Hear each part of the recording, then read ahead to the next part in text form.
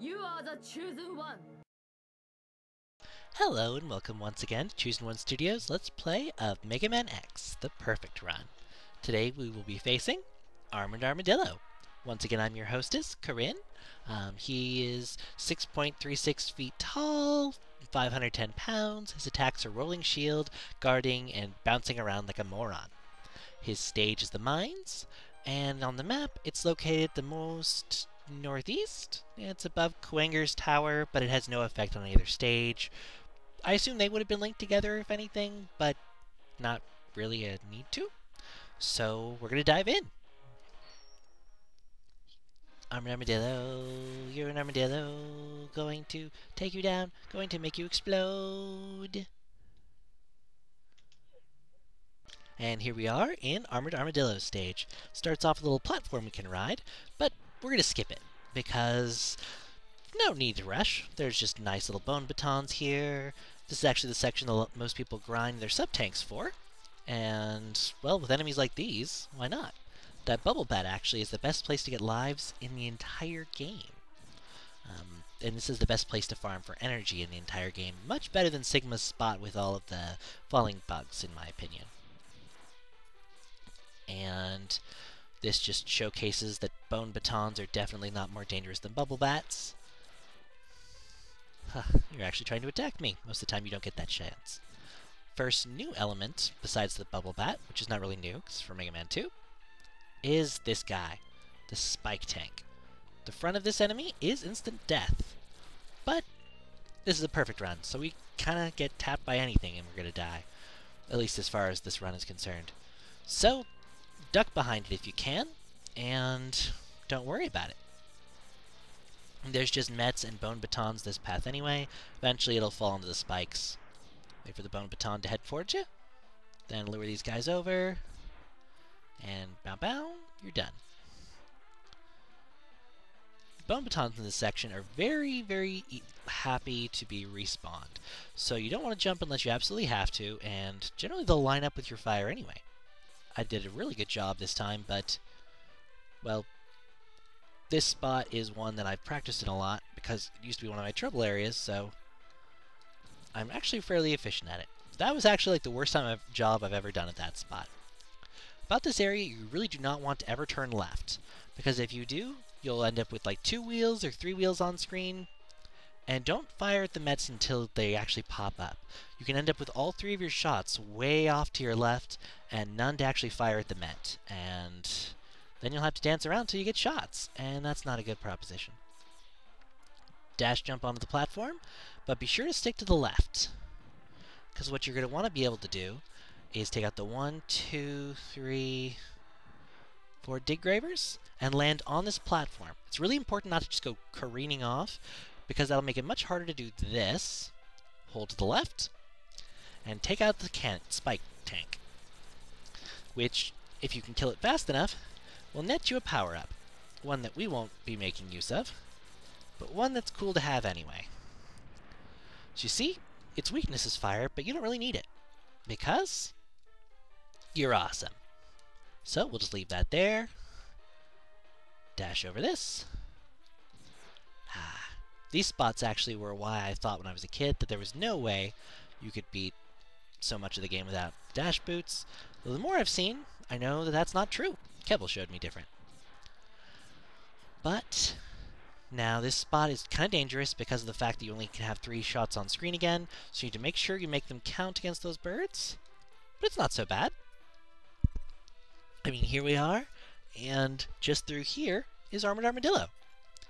A not too scary boss, very defensive, very strong, takes a lot of hits, but he's really not too dangerous. You just have to play defensively, but aggressive defensive.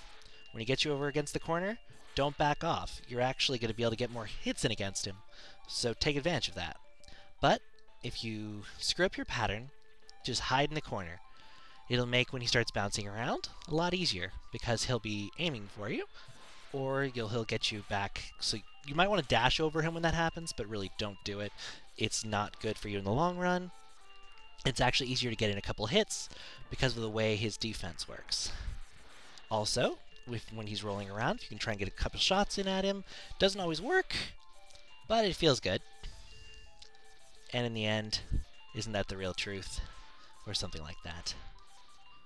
I sort of tend to defocus my eyes and just sort of watch him to see when he's going to start moving around. And as soon as he starts rolling towards me in that way where he's going to come from above, or where he's rolling towards me, period, I always start jumping up into the upper left corner. I don't ever give up my side. This is my spot, damn it. And he's going to have to pry it from my cold, dead hands. I'm just going to start rolling again. Got him only down to 5 bars, so I have to be kind of careful. I really don't want to screw this up. I've actually killed him off camera before, like, while I thought I was recording already, so I'm kind of anxious not to have to repeat this whole battle again, and there we go! Awesome! So, Armored Armadillo is again dead! Awesome!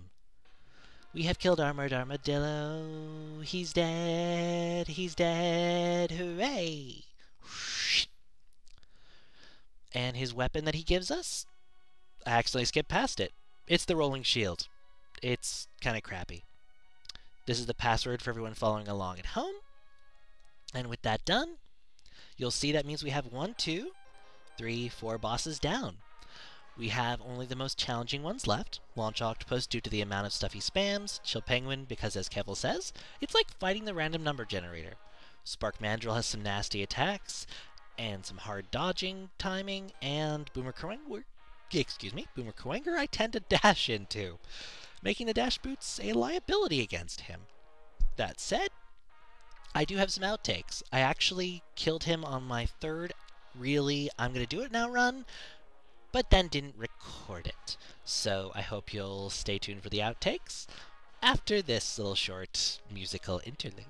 I'm going to stick back to the left side for these grave diggers, or dig gravers. Ow! Oh, that was at least a funny way to die. And here we are in Armored Armadillo's stage. I actually have completed this since I recorded the intro section, but due to a little bit of recording snafu, aka I pressed the record button to stop my recording, not start it, well, I'm doing this over again. And let's fall to my death due to horrible frame rate. That sounds fun to me. And here we are in Armored Armadillo's stage. You can start off by writing, that frame rate sucked. This section, I did a little dance for about 3 minutes, trying not to get hit or killed. And... ah! Damn it. You want to get the first one on screen first before you go over, so that these are nice and easy to kill. And over here is all the trick about not jumping too high. Because if you jump in the wrong spot here, you can get a whole bunch of bats being spawned. And even though the Mets won't reincarnate, the bats will. Yeah.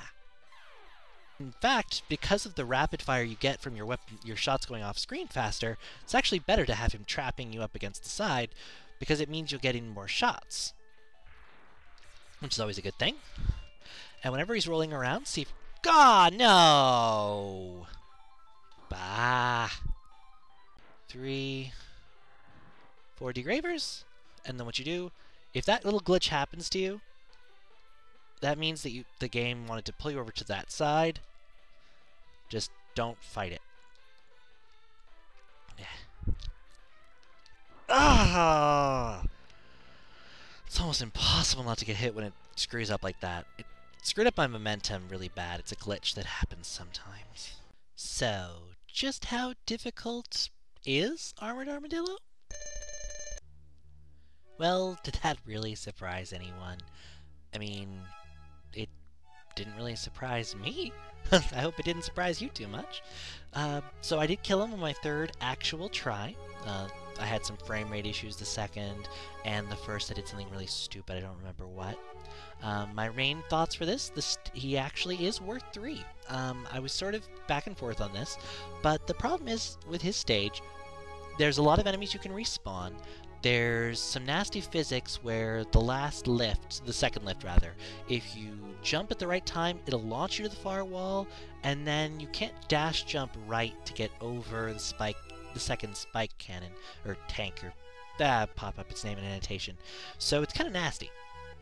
as far as that goes. The boss is one that you do need reflexes on, or you need to be very, very cautious and take a lot of time.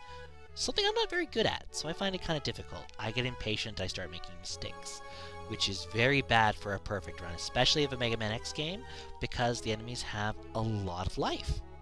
So, that said, the main challenges were that section with the spikes right after the spiked wheels right after the spike pit, the respawning enemies.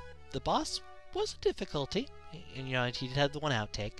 I might have actually deserved 2, I'm not really sure, but he wasn't where the majority of the difficulty in the stage came from.